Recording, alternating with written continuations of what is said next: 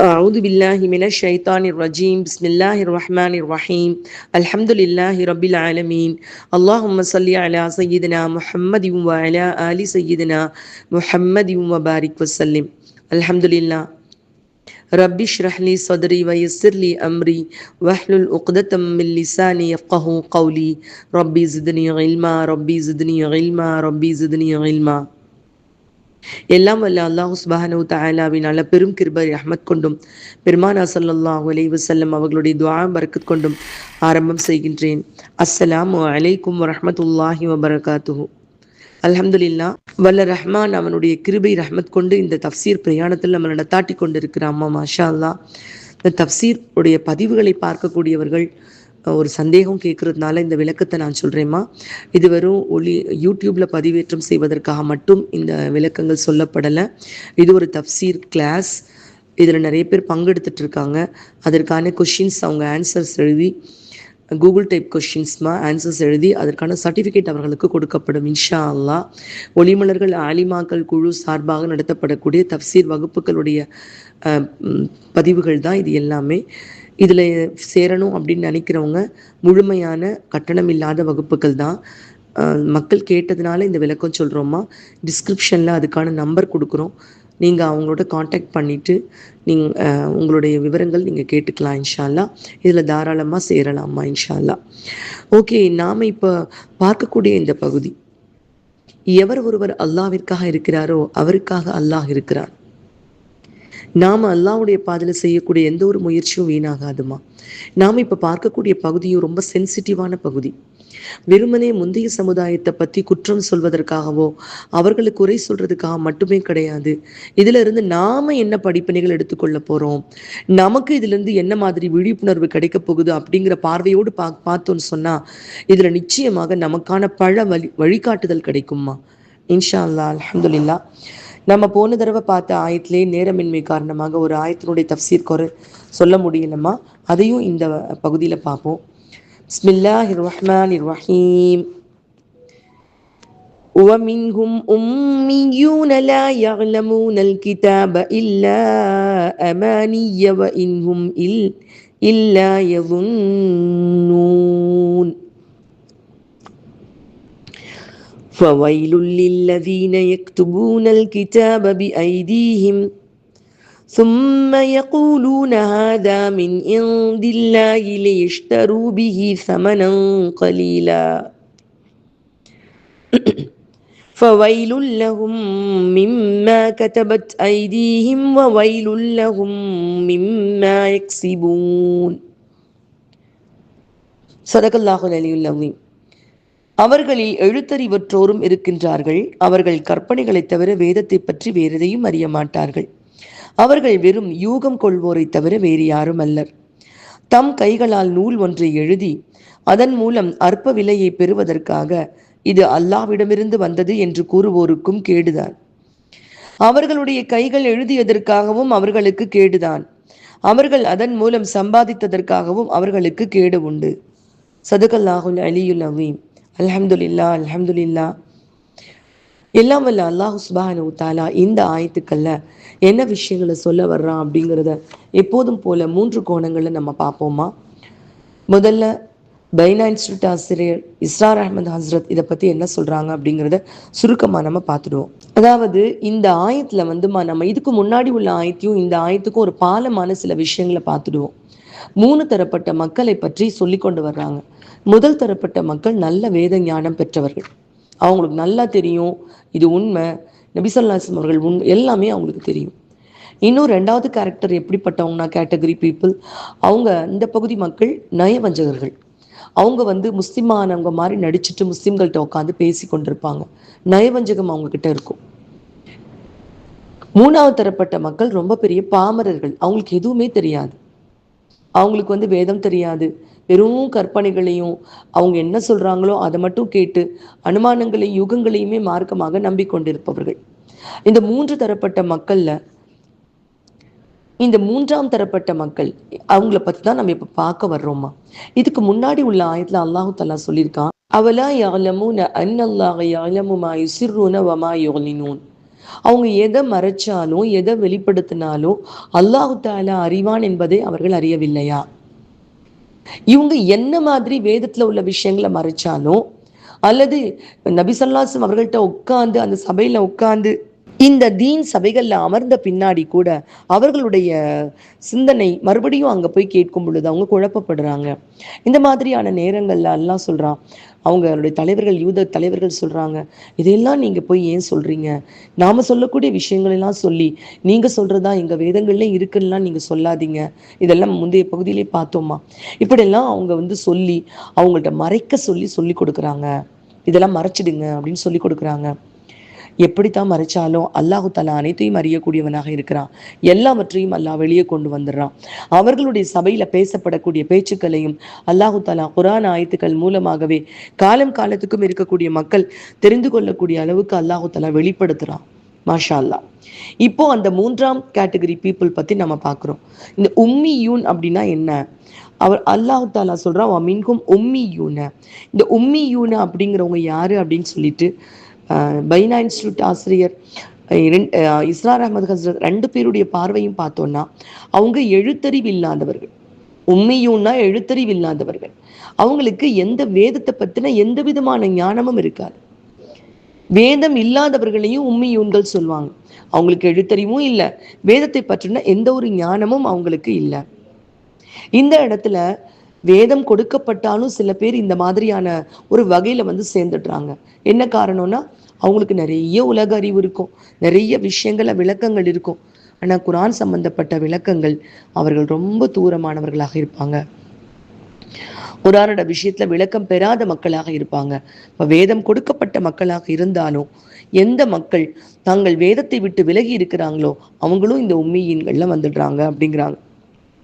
இந்த உம்மியீன்களுக்கான அர்த்தமாக இஸ்ரார் அஹமது ஹஸ்ரத் அவங்க சொல்றாங்க, மணி அப்படிங்கிறது சொல்றாங்க. மணி, அது இது மணி அப்படிங்கிறது விலங்குகளுடைய அந்த உயிரணு துளி, விலங்குகளுடைய உயிரணு துளி இருக்கு பார்த்தீங்களா, அது அதற்குள்ளாக அந்த அடுத்துள்ள விலங்கினுடைய அச்சு இருக்கும். அந்த அச்சுக்கு மீறி அந்த துளியால வேற ஒன்றை உற்பத்தி பண்ணவே முடியாது. அந்த விலங்கினுடைய ஒவ்வொரு விலங்கினுடைய உயிரணுலையும் அதனுடைய அச்சு இருக்கும். இப்ப குரங்கினுடைய உயிரணுன்னா அதுல அதனுடைய அச்சு, முயலுடைய உயிரணுன்னா அதுல அதனுடைய அச்சு. இந்த அச்சு இன்னொரு மிருகத்தை உற்பத்தி பண்ண முடியவே முடியாது. அதற்குள்ள என்ன அச்சு இருக்கோ அதுதான் அடுத்த ஒரு ஜெனரேஷனாக உருவாகும். அது மாதிரி இந்த மக்கள் தங்களுக்குள் ஒரு சிந்தனையை வைத்துக்கொண்டு, தங்களுக்குள்ள ஒரு அனுமானங்களை வைத்துக்கொண்டு அதுதான் மார்க்கம்னு நினைச்சிட்டு இருப்பாங்க. அதைத்தான் கொண்டு போய் சேர்ப்பாங்க. இந்த அமானியு அப்படிங்கிற வார்த்தைக்கு இஸ்ரார் அஹமது ஹசரத் இப்படிப்பட்ட ஒரு விளக்கம் கொடுக்குறாங்கம்மா. இதை தொடர்ந்து இன்னும் ஒரு அதுக்கு கூடுதலான அவர்களுடைய சிந்தனை எப்படி இருக்கும்னு நம்ம இன்னும் விளங்கணுங்கிறதுக்காக இன்னொரு வார்த்தையும் அல்லாஹ் இதுல கொண்டு வந்திருக்கான். அவங்களுக்கு வேற யூகங்கள் இருக்கும். இதுதான் மார்க்கமாக இருக்கும், இதுதான் மார்க்கம் அப்படிங்கிற யூகங்கள் இருக்குமே தவிர அவங்களுக்கு அதுல விளக்கம் இருக்கவே இருக்காது. இவங்க தான் இந்த அமானியு மக்கள், 3ஆம் தரப்பட்ட மக்கள். இந்த மக்கள் இந்த மக்களை பத்தியும் இந்த ஆயத்துல அல்லாஹ் தஆலா சொல்லி கொண்டு வர்றாமா. இப்படிப்பட்ட ஒரு மக்களும் இருப்பாங்க. சில அவங்களுக்குள்ளாக வேதம் அறிந்தவர்கள் இருப்பாங்க, இஸ்லாத்துல சேர்ந்து கொண்டு, இஸ்லாத்துல வெளிப்படையாக சேர்ந்து கொண்டு, நயவஞ்சகம் கொண்டு தங்களுடைய தலைவர்கள்ட்ட போய் இங்க உள்ள விஷயங்களை சொல்லி கொண்டு மறைக்கக்கூடிய மக்கள் இருப்பாங்க. அதே மாதிரி 3ஆம் தரப்பட்ட மக்கள், எதுவுமே தெரியாத மக்கள், வெறும் யூகங்களையும் கற்பனை கதைகளையுமே நம்பிக்கொண்டிருக்கக்கூடிய மக்களும் இருப்பாங்க. அடுத்த ஆயத்துல அல்லாஹ் சொல்றான், ரொம்ப கடுமையான எச்சரிக்கை. வயல் கேடுதான் அப்படின்னு சொல்றான். வயல் யாருக்குன்னு சொன்னா, லில்லதீன யக்துபூனல் கிதாப, அவர்கள் என்ன செய்யறாங்கன்னா புத்தகங்களை எழுதி வைத்துக் கொண்டிருக்கிறார்கள். எழுதி வைத்துக்கொண்டு தங்களுடைய கைகளால புத்தகங்களை எழுதி வச்சுக்கிறாங்க. இதுதான் வேதம் அப்படிங்கிறாங்க. வேதத்தை காமிக்கிறதுல மக்கள் கிட்ட இதுதான் வேதம், இதுதான் வேதம்னு சொல்றாங்க. அதாவது வேதத்தை தெரிஞ்சுக்கிட்டாலும் வேதத்தை மக்கள்கிட்ட கொண்டு போய் சேர்க்கிறத விட அவங்க என்ன செய்யறாங்க, தங்களுடைய அனுமானங்களை, சட்டங்களை எழுதி வைத்து கொண்டு, இந்த இடத்துல கிதாப்னு வரக்கூடிய வார்த்தைக்கு இஸ்ரார் அஹமது ஹசரத் ஒரு தெளிவான அர்த்தம் சொல்றாங்கம்மா. எங்கெல்லாம் கிதாப் அப்படின்னு வருதோ இது சட்டங்களை குறிக்கிறது. பொதுவா குதிப அலைக்கும் சியாம், உங்கள் மீது கடமையாக்கப்பட்டுள்ளது நோன்பு. குதிப அலைக்குமுல் கிஸ்வாஸ், பழிவாங்குதல். இந்த மாதிரி சட்டங்கள், நோன்பு சட்டங்கள், இதை பத்தி வரும்பொழுது குதிபன்னு வரும். அப்ப இந்த கிதாப் அப்படிங்கிறது சட்டங்கள். என்ன செய்யறாங்கன்னு சொன்னா சட்டங்களை தனிப்பட்ட புத்தகங்களாக எழுதுறாங்க வேதத்துல இருந்து. சொல்ல போனா இன்னைக்கு நம்முடைய சமகாலத்து மக்கள் செய்யக்கூடிய ஒரு தவறும் இதுதாம்மா. என்ன செய்யறோம்னு சொன்னா சட்டங்களை படிக்கக்கூடிய அளவுக்கு சட்டங்களை படிச்சு பெரிய காசிகளாக எல்லாமாவும் ஆகுறாங்க. ஆனா சட்டங்களை படிக்கக்கூடிய அளவுக்கு குர்ஆனுடைய ஆய்வு குறைஞ்சு போயிடுச்சு. இது மிக ரொம்ப பெரிய ஒரு தொய்வு ஏற்பட்டுச்சுமா. இது இப்போ கிடையாதுமா. ஆரம்ப காலத்துல இஸ்லாம் நம்முடைய இந்தியாவுக்கு வந்த காலத்துல இருந்து இடைப்பட்ட காலத்துல ஒரு மிகப்பெரிய தொய்வு ஏற்பட்டுச்சு. அதுக்கப்புறம் ஷா அப்துல்லா தஹ்லவி ரஹமத்துல்லாஹி அலைஹி அவங்க மாதிரியான பெரியார்கள் மூலமாக அது ஒரு புத்தாக்கம் செய்யப்பட்டது. நமக்கே தெரியும், நம்முடைய முன்னோர்கள் எல்லாமே பெரும்பாலும் ஃபிக்கு படிப்பாங்க, சுந்துஸ்தான் சொல்லுவாங்க, இதை படிச்சுக்குவாங்க, சட்டங்கள் தெரிஞ்சுக்குவாங்க. ஆனா குரான் அல்லாஹ் என்ன சொல்லியிருக்கான், அவங்களுக்கு குரானை பொறுத்தளவுக்கு அவங்களுக்கு என்ன ஒரே ஒரு விஷயம் தெரியும்னா, குரானை ஓதுனா நன்மை, அதுல என்ன இருக்குன்னு தெரிஞ்சுக்க வேண்டியதில்லை. நமக்கு தான் எப்படி தொழுகணும் ஓதணும் சட்டங்கள் எல்லாம் கிதாப் வந்துருச்சுல்ல. அப்ப மார்க்கமும் கிதாபும் தான் சம்பந்தப்பட்டதாக இருக்கே தவிர நம்ம அன்றாட வாழ்க்கையும் இந்த சட்டங்கள் உள்ள புத்தகங்களும் தொடர்புடையதாக இருக்கக்கூடிய அளவுக்கு நம் அன்றாட வாழ்க்கையும் குரானும் தொடர்பு இல்லாமல் போன ஒரு கைசேதமான ஒரு சூழ்நிலை நமக்கும் இன்னைக்கு ஏற்பட்டிருக்குமா. நமக்கு இதுல ஒரு எச்சரிக்கை இருக்கு. இப்ப இந்த மாதிரி வரும்பொழுதுதான் இந்த கடைசி குரூப் பீப்புள் உருவாகுறாங்க. அவங்களுக்கு எதுவும் குரான்ல தெரியாது, சட்டங்களை மட்டுமே வரும் பொழுது அதுல இருக்க குழப்பங்களுக்கு விளக்கம் சொல்ல தெரியல, அவங்களுக்கு தெளிவு செய்ய தெரியல. இதுல குழப்பக்கூடிய மக்கள் பின்னாடி போய் அவர்கள் தெளிவிழந்து போய் மாட்டிக்கொள்றாங்க. அப்போ தெளிவாக சொல்லக்கூடிய விஷயம், எவ்வளவோ உலக கல்வியில சிறந்திருந்தாலும் குர்ஆனை விட்டு விலகக்கூடிய மக்களுக்கு இந்த ஆயத்துல ஒரு எச்சரிக்கை இருக்குது. இந்த 3ஆம் தரப்பட்ட மக்கள் இவர்கள் தான் இங்க ஏமாந்து போயிடுறாங்க. யார்கிட்ட ஏமாந்து போறாங்கன்னு சொன்னா, இந்த வேத சட்டங்களை மட்டுமே புத்தகங்களாக எழுதுறாங்க. நான் போன பகுதியில சொன்ன மாதிரியே தௌராத்தை பொறுத்தளவுக்கு தௌராத்தை மக்களிடம் யாரும் காண்பிக்க மாட்டார்கள். அதே மாதிரிதான் கிறித்துவ வேத நூல்கள்லையும் இஸ்ரார் அஹமது ஹசரத் இங்க ஒரு விஷயம் பதிவு பண்றாங்க.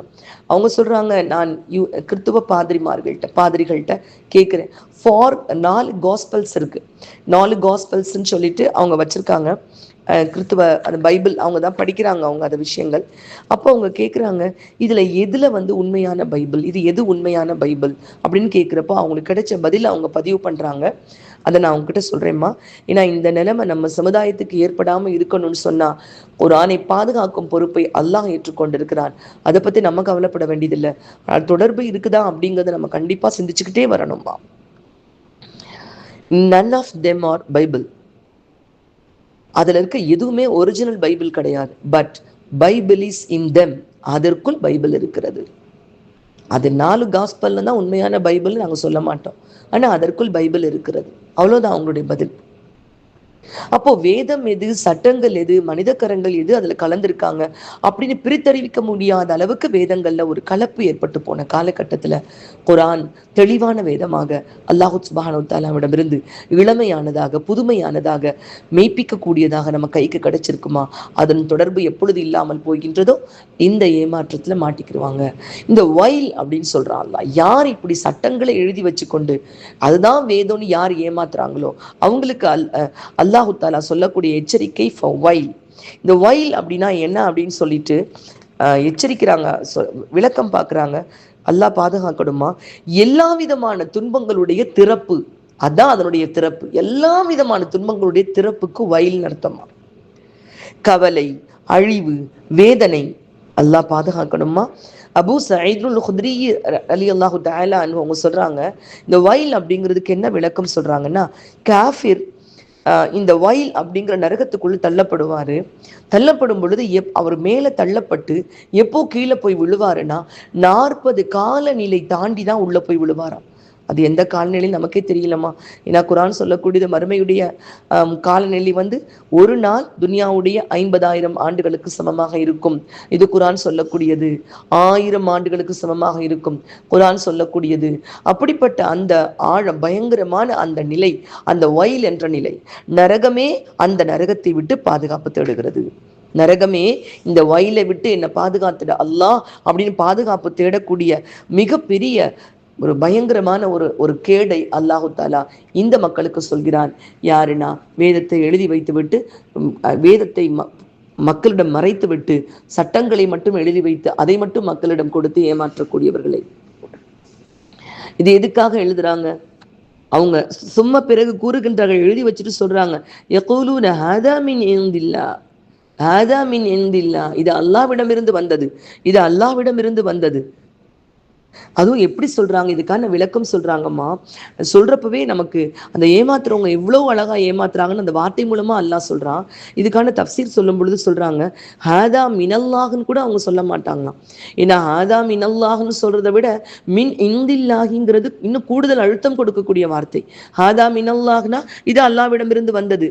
ஆனா ஹாதா மின் இந்தில்லானா இன்னும் அழுத்தமா, இது அல்லாஹ்விடமிருந்து தான் வந்தது, இது அல்லாஹ்விடமிருந்து மட்டுமே வந்தது. இப்படியெல்லாம் சொல்லி மக்களை ஏமாற்றக்கூடியவர்கள். அதத்துல மினல்லாஹ்னு கூட அவங்க சொல்ல மாட்டாங்க, மின் இந்தில்லாஹ்னு சொல்லுவாங்க.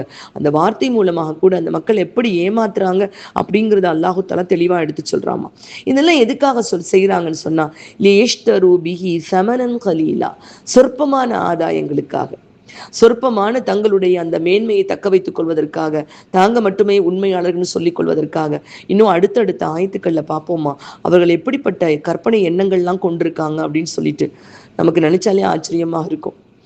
இப்படிப்பட்ட எண்ணங்கள் நம்ம என்ன யூகம் அவங்க கொண்டிருக்காங்கிறத அடுத்து வரக்கூடிய ஆயத்துல தான் அல்லாஹ் தெளிவா சொல்றான். அவங்க யூகங்கள் என்னவா இருக்கு, அந்த தவறான எண்ணங்களை எப்படி அந்த மக்கள் மத்தியில பரப்பி அறியாமையில் அந்த மக்களை போட்டிருக்காங்க அப்படிங்கிறது இன்னும் அடுத்து வரக்கூடிய ஆயத்துக்கள்ல தெரியுமா.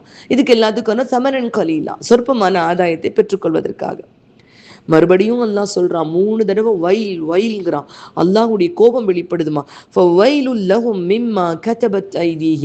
அவர்களுடைய கைகள் எழுதி கொண்டதற்காகவும் அவர்களுக்கு வயல் கேடுதான். அவர்கள் சம்பாதித்து கொண்டதற்காக, அவர்கள் இதுல இருந்து என்ன சம்பாதித்து கொண்டார்களோ அதனாலையும் அவர்களுக்கு மிகப்பெரிய கேடுதான். அல்லாஹு தாலா இதுல மிகப்பெரிய ஒரு எச்சரிக்கையை கொடுக்குறாம்மா. இந்த இடத்துல இஸ்ரார் அஹமது ஹசரத் ஒரு விளக்கம் சொல்றாங்கம்மா. அப்ப தீனுடைய கிதாபுகள், சட்டங்கள் எழுதப்பட்ட புத்தகங்கள் எப்படி இருக்கணும் அப்படின்னு சொல்றாங்க. மாஷா அல்லா, இது அவங்களுடைய கருத்தை நான் பதிவு செய்யறேம்மா. இந்த தீனுக்காக எழுதப்பட்ட புத்தகங்கள் மூலமாக அப்புறமா ராயல்டி அப்படின்னு வச்சு அதன் மூலமாக சம்பாதிக்கிறதெல்லாம் பெரிய பாவமா. ஏன்னா சட்டங்கள் எழுதப்பட்ட புத்தகங்கள் தானமா இன்னைக்கு பெரும்பாலும் நமக்கு அது எளிமையாகவும் இருக்கு. ஆனா அது நமக்கு குரானுக்கும் நமக்கும் ஒரு தடையாயிடக்கூடாதுங்கிற எச்சரிக்கை உணர்வோடு அதை அணுகிறது தப்பு கிடையாது. அந்த புத்தகங்கள் படிக்கிறோம். அப்ப இதன் மூலமாக சம்பாதிப்பது தவறான்னு கேட்டா அதற்கு அழகான ஒரு விளக்கம் சொல்றாங்க. இந்த மாதிரியான சட்ட விளக்கங்கள் எல்லாருமே காற்று தண்ணீர் போல இருக்கணும் அப்படிங்கிறாங்க.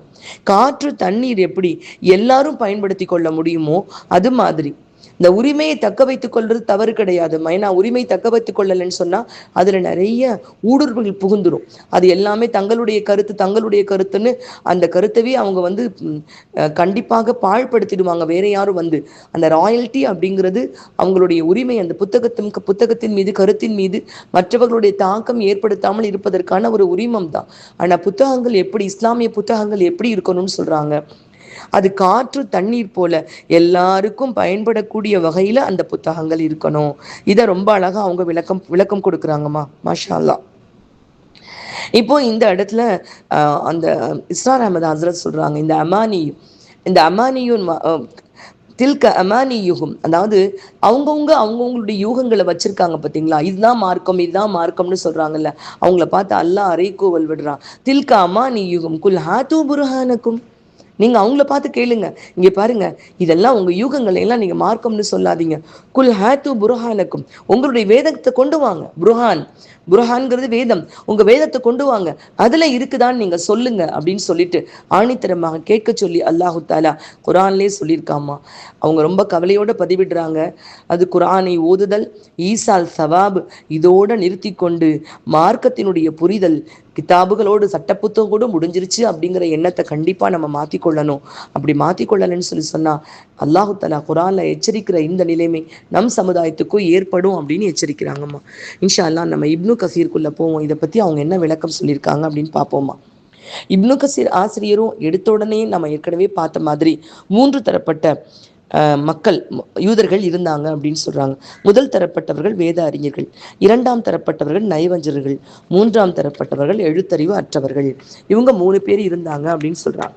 இதை மற்ற பிரிவினர்களை பற்றி இதற்கு முன்னுள்ள வசனங்கள்ல அல்லாஹு தஆலா எடுத்து சொல்லிட்டான். இவங்க மற்ற பகுதிகள் அந்த வேத அறிஞர்கள் எப்படி இருந்தாங்க, அப்புறம் இஸ்லாமியர்கள் சபையில உட்கார்ந்து இருந்துட்டு கேட்டுட்டு அங்க போய் பேசினவங்க அவங்க எப்படி இருந்தாங்க, நயவஞ்சர்கள் மாதிரி இங்கேயும் அங்கேயும் இருந்தவங்க எப்படி இருந்தாங்க, அதே மாதிரி இந்த மூன்றாம் தரப்பட்ட மக்களை பற்றி இந்த ஆயத்துல சொல்றாங்க அப்படின்னு இப்னு கசீர் ஆசிரியர் பதிவு செய்யறாங்கம்மா. இந்த உம்மியூன் அப்படிங்கிற வார்த்தைக்கு ரொம்ப அழகா தெளிவான விளக்கம் சொல்றாங்கம்மா இப்னு கசீர் ஆசிரியர். இவங்க யாருன்னா வெறும் கட்டுக்கதைகளை தான் வேதம்னு நம்பிட்டு இருந்தாங்க, இவங்களுக்கு இதைத்தான் மார்க்கம்னு நம்பிட்டு இருந்தாங்க. எழுத்தறிவு இல்லாதவங்கன்னு சொல்றதுக்காக அல்லாஹ் உம்மியூன் அப்படிங்கிற வார்த்தையை பயன்படுத்தியிருக்கான். இது உம்மி அப்படிங்கிற வார்த்தையினுடைய பன்மையாக இருக்கு. உம்மியினுடைய பன்மை தான் இந்த உம்மியூன், எழுத தெரியாதவர் அப்படின்னு அர்த்தம்.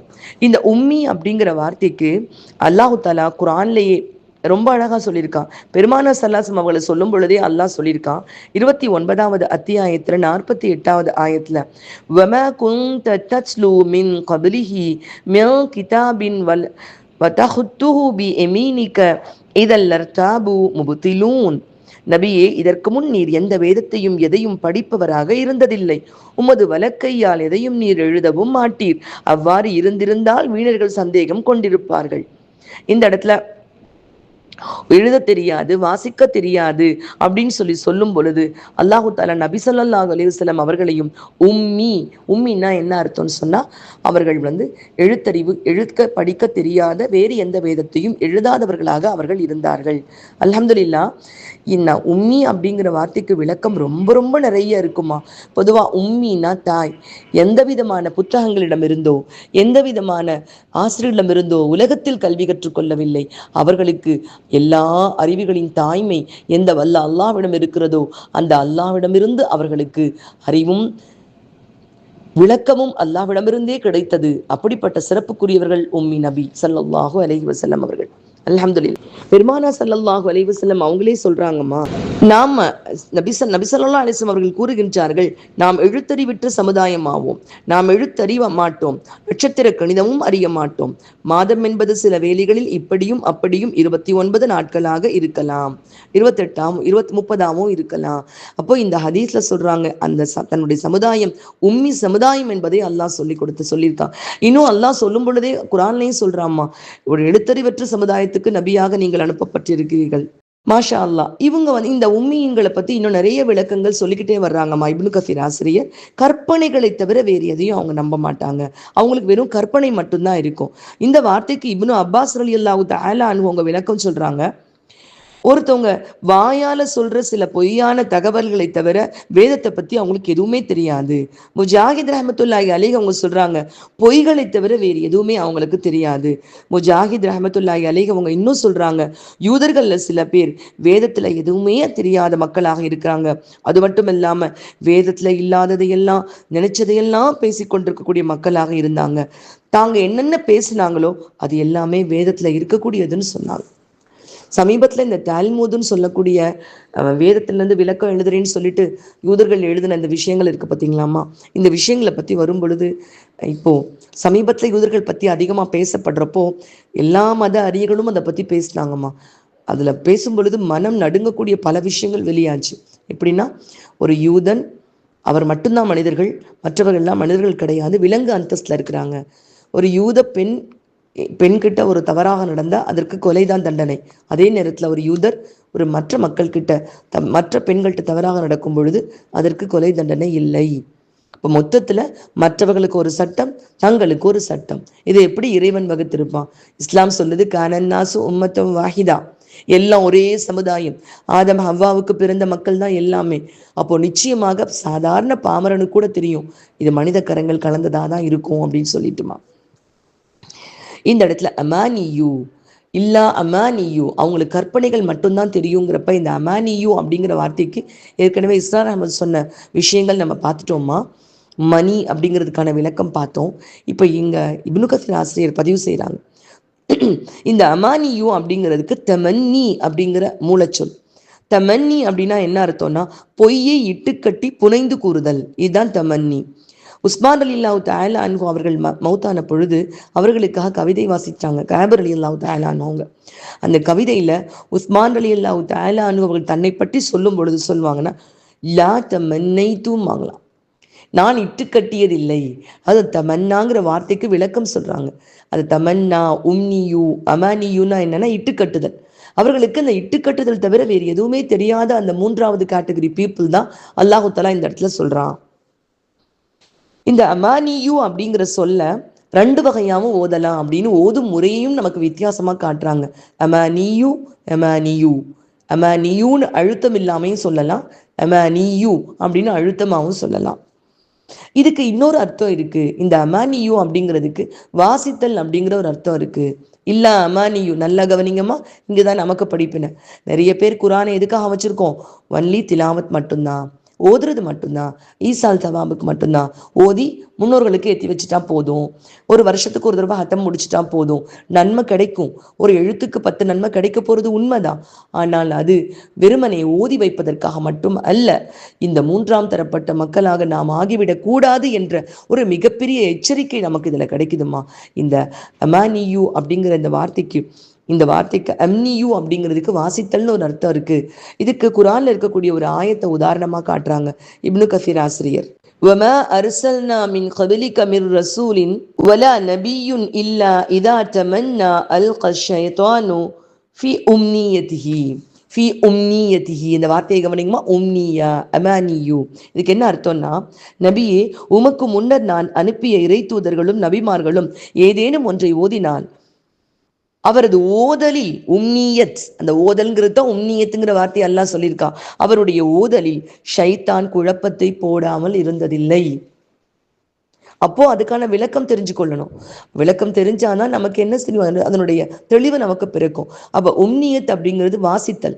அப்ப வாசித்தலோடு நிறுத்திவிடக்கூடிய மக்களையும் இங்க அல்லாஹ் சுட்டி காட்டி இருக்கிறான்னு தப்சீர் ஆசிரியர் சொல்றார். அடுத்தபடியாக வைல், நமக்கு அடுத்த ஆயத் வயலுல், யாருக்குன்னா அந்த சட்டங்களை கிதாபை எழுதி வைத்து கொண்டு இதுதான் வேதம் அப்படின்னு மக்கள்கிட்ட கொடுத்து ஏமாற்றி கொண்டிருந்த மக்களை பற்றி சொல்லும் பொழுது இப்னு கசீர் ஆசிரியர் சொல்றாங்கம்மா, இந்த வசனம் யூதர்கள் இருக்கக்கூடிய யூத அறிஞர்களான இன்னொரு மக்களை குறிக்குது. ஏற்கனவே 3 தரப்பட்ட மக்கள் பார்த்துட்டோம். முதல் தரப்பட்ட யூத அறிஞர்கள் மறைக்கிறாங்க. 2ஆம் தரப்பட்ட மக்கள் முஸ்லிம்கள் சொல்றதை நம்புறாங்க. அப்புறம் அங்க போன உடனே அவங்க சொல்றதை கேட்டு மறுபடியும் குழம்புறாங்க, நயவஞ்சர்களா மாறி போயிட்டாங்க. 3ஆம் தரப்பட்ட மக்கள் கற்பனைகளை மட்டும் நம்பக்கூடிய மக்கள். இந்த இடத்துல இன்னொரு தரப்பட்ட யூத அறிஞர்கள் அவர்கள் கட்டுக்கதைகளை எழுதுகிறார்கள். சட்டங்களை எல்லாம் எழுதிட்டு இதுதான் வேதம், தங்களுடைய மன எண்ணங்களை அதுல புகுத்தி இதுதான் வேதம் இதுதான் வேதம் அப்படின்னு மக்களை ஏமாத்துறாங்க. அல்லாஹ்வின் மீது பொய்களை இட்டு கட்டி மக்களின் செல்வங்களை தவறான முறையில் விழுங்குவதன் மூலம் தௌராத் வேதத்தை அவர்கள் இட்டுக்கட்டி கொண்டிருக்கிறார்கள் அப்படின்னு விளக்கம் சொல்றாங்கம்மா. இந்த வசனத்துல கேடு அப்படிங்கிற வார்த்தைக்கு ஏற்கனவே நம்ம விளக்கம் பார்த்தோம்மா. இங்க இன்னும் சொல்றாங்க, இப்னு கசீர் ஆசிரியர் சொல்றாங்க, அழிவு, நாசம். ரொம்ப அரபியில பிரபலமான ஒரு சொல் இந்த சொல். இப்னு அப்பாஸ் ரலியல்லாஹு தஆலா அவங்க சொல்றாங்க, இதுக்கு வேதனையால் ஏற்படக்கூடிய கஷ்டம், சிரமம் அப்படின்னு சொல்றாங்க. கலீல் ரஹ்மத்துல்லாஹி அலைஹி அவங்க சொல்றாங்க, கடுமையான தீங்குன்னு இதுக்கு அர்த்தம் அப்படிங்கிறாங்க. நவுது பில்லாஹி மின்ஹா. இது தொடர்பாக ஸ்ரீபவைஹி ரஹ்மத்துல்லாஹி இலக்கண ஆசிரியர் சொல்றாங்கம்மா, அழிவுல வீழ்ந்துபடுவதற்கு வயல்னு பேரு. ஒரு அழிவுல, மிகப்பெரிய அழிவுல வீழ்ந்துபடுவதற்கு வயல் அப்படின்னு பேரு. அழிவுடைய விளிம்புல, ஒரு பாதாளத்துடைய ஓரத்துல நிக்கிற மாதிரிமா, ஒரு அழிவுடைய விளிம்புல நிற்கிறதுக்கு வை அப்படின்னு சொல்றது. வயல் அப்படிங்கிறது கவலை வெளிப்படுத்துறதுக்கும், வை அப்படிங்கிறது ஐயோ பாவமே அப்படின்னு பச்சாதாபத்தை வெளிப்படுத்துறதுக்கும் பயன்படுத்தக்கூடிய சொற்கள் அப்படின்னு அஸ்ஸார் ரஹ்மத்துல்லாஹி அலைஹி அவங்க சொல்றாங்க. எப்படியோ வயல் என்பது மிகப்பெரிய துக்கம். யாருக்குன்னா, இந்த மாதிரி கட்டுக்கதைகளை எழுதி வைத்து கொண்டு அதை வேதம்னு சொல்றவங்க, மக்களை ஏமாத்துறவங்களுக்கு கண்டிப்பாக அதை எழுதுனதுக்காக, அந்த கைகளான எழுதுனதுக்காக அவங்களுக்கு கேடுதான்.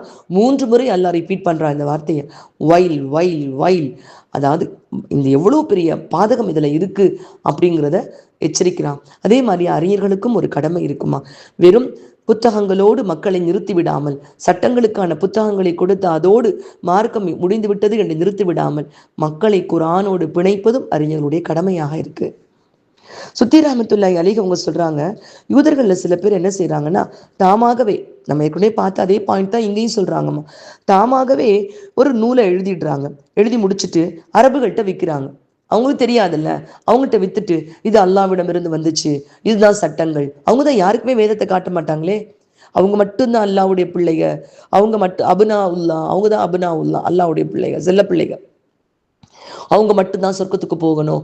இப்படிப்பட்ட ஒரு ஃபால்ஸ் ஃபெய்த், ஒரு தவறான நம்பிக்கையில் இருக்கக்கூடியவங்களா இருக்காங்களா இல்லையாம்மா? அப்போ அவங்க எப்படி சொல்லுவாங்க?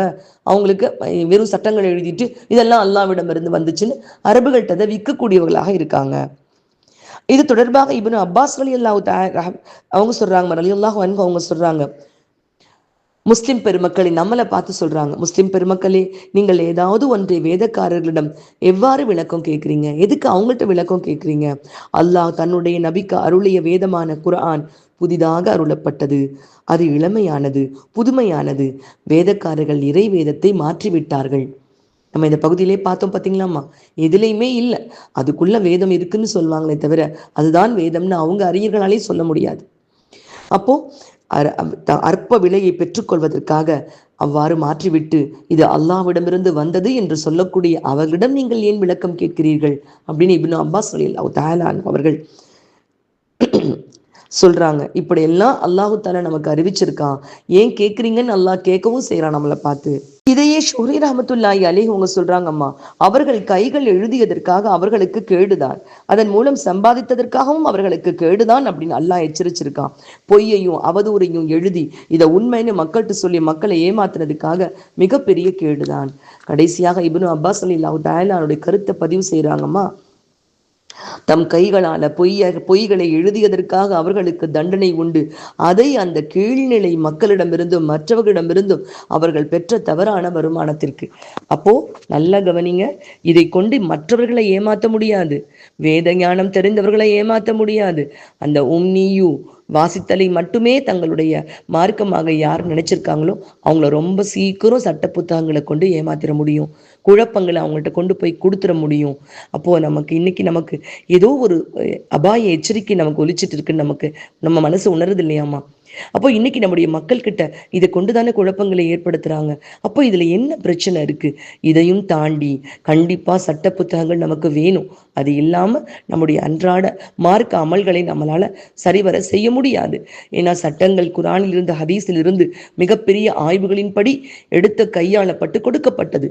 ஆனாலும் இதையும் தாண்டி குர்ஆனுடைய விளக்கம், குர்ஆனுடைய தஃப்சீர்களின் பக்கம் நம் கவனம் எப்போதும் இருக்கும் பொழுதுதான் இது போன்ற கீழ் மதிப்படைத்தவர்களிடமிருந்து நாம் தப்பித்துக் கொள்ள முடியும்.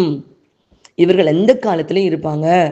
இந்த மக்கள்கிட்ட இருந்து தப்பித்துக் கொள்வதற்கு நமக்கு ஒரே வழி, அல்லாஹ் சொல்றான்லம்மா, வஅதஸிமு பிஹபிலில்லாஹி ஜமீஆ, எல்லோரும் அல்லாஹுடைய கயிற்றை பற்றி பிடித்துக் கொள்ளுங்கள்.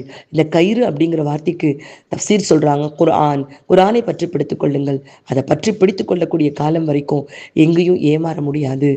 அவர்களுக்கு கேடுதான் கண்டிப்பாக. இந்த கீழ்நிலை மக்கள், ஒன்றுமறியாத மக்கள்கிட்ட ஒரு புத்தகத்தை கொடுத்து இதுதான் வேதம் அப்படின்னு மக்களை ஏமாற்றியதற்கான அவர்களுக்கு கேடுதான். ஆனால் அந்த கேட்டில் அவர்களுடைய அந்த நயவஞ்சகத்தில் விழுந்துபட்ட மக்களுடைய தவறு என்ன? அவர்கள் ஏன் அந்த அமானியு மக்களாக, வெறும் கற்பனையை நம்பக்கூடிய மக்களாக, வாசித்தலை மட்டுமே மார்க்கம் என்ற மக்களாக இருந்தாங்க? இல்ல, எதுவும் வெறும் கட்டுக்கதைகளை கற்பனைகளை மட்டுமே மார்க்கம் நினைச்ச மக்களாக ஏன் இருந்தாங்க? ஏன் அந்த தேடல் அவங்க குர்ஆனின் பக்கமாக இல்லை? இந்த கேள்வியோடு இந்த பகுதியை முடிக்கிறேம்மா. அடுத்து வரக்கூடிய பகுதி, இந்த யூதர்கள் இதெல்லாம் ஏன் பண்ணாங்க? ஏன் அந்த தௌராத் வேதத்தை மக்கள்கிட்ட கொடுத்துருக்கலாமா இல்லையா? ஏன் அந்த புத்தகங்களை மட்டும் எழுதி மக்கள்கிட்ட ஏமாத்தி காசு சம்பாதிக்கிறதுக்காக இப்படிப்பட்ட ஒரு பாதகம் செஞ்சாங்க? இந்த மக்களுடைய எண்ணம் தான் என்ன? அதே மாதிரி இந்த மக்களுக்கு அல்லாஹ் இப்படிப்பட்ட பாவங்களை செஞ்ச இந்த மக்களை அல்லாஹ் சும்மா விட்டுருவானா? இந்த மக்களுக்கு அல்லாஹ் என்ன மாதிரி தண்டனை கொடுக்க போறா? அது எப்படி அந்த தண்டனை அவர்களுக்கு மிகப்பெரிய கஷ்டத்தை கொடுக்க போகுது அப்படிங்கிற விஷயத்தை எல்லாம் வரக்கூடிய ஆயத்துக்கள்ல தஃப்சீர்ல பார்ப்போம்மா. இன்ஷா அல்லாஹ். அல்லாஹு தாலா விளங்கக்கூடிய ஆற்றலையும் அவனுடைய அருள்மறை வரிகளை விளங்கி மனதில் ஏற்றுக்கொள்ளக்கூடிய ஆற்றலையும் விளங்கியதுபடி வாழக்கூடிய ஆற்றலையும் நமக்கு தந்தருள் புரிவானாக. ஆமீன் யா ரப்பல் ஆலமீன். அஸ்ஸலாமு அலைக்கும் வரஹ்மத்துல்லாஹி வபரகாத்துஹு.